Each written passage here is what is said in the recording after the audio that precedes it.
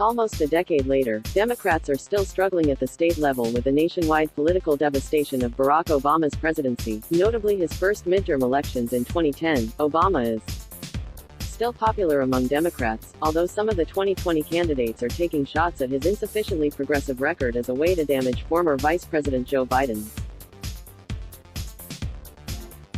If they dared look honestly at Obama's political legacy outside Washington, D.C., however, there would be a whole lot more criticism.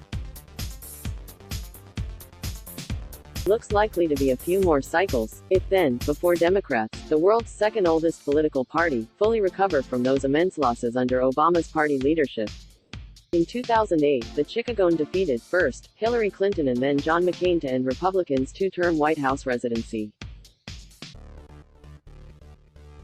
Obama's term began with his party controlling both chambers of Congress. This is a treat for any president, and it enabled Obama and Democrats to ram through Obamacare without a single GOP vote, as well as an economic stimulus package costing $1 trillion. The president and his voluble number two, Biden, vowed such spending would almost immediately begin creating hundreds of thousands of shovel-ready, new jobs. The year 2010 did not start auspiciously for Democrats, with a Republican winning election to a Senate seat in true blue Massachusetts, their first such defeat there in decades. By November, the employment explosion had not materialized, and Americans began to smell the emptiness of Obama's other oft-repeated vow, that under Obamacare, you could keep your doctor and health insurance plan. A president's name is not on any midterm election ballot, but modern midterms have become interim verdicts on a presidency. Results are almost always negative for his party, but rarely as negative as in 2010. On November 2 that year, Republicans gained 6 more Senate seats and a whopping 63 House seats, the worst midterm House losses for a party since 1938.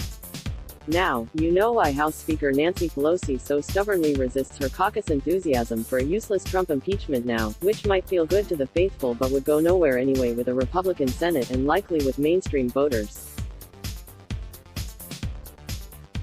The damaging federal election results of 2010 were nothing compared to what happened in the states then and later when Democrats got their political clocks cleaned by aggressive Republicans. Obama was less interested in state and local party fortunes than his own re-election and fundraising. After his 417 weeks in office, he'd held 416 fundraisers, an apt reflection of his priorities. Under President Obama, Democrats lost upwards of 1,000 legislative seats along with control of chamber after chamber, plus numerous governor's offices.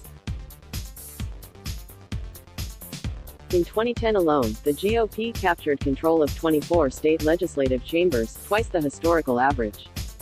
This enabled the GOP to pursue popular conservative agendas in state after state with little fear of gridlock or veto. Although you wouldn't know it from DC-centric media coverage, more significant, long-lasting legislation gets enacted at the state level.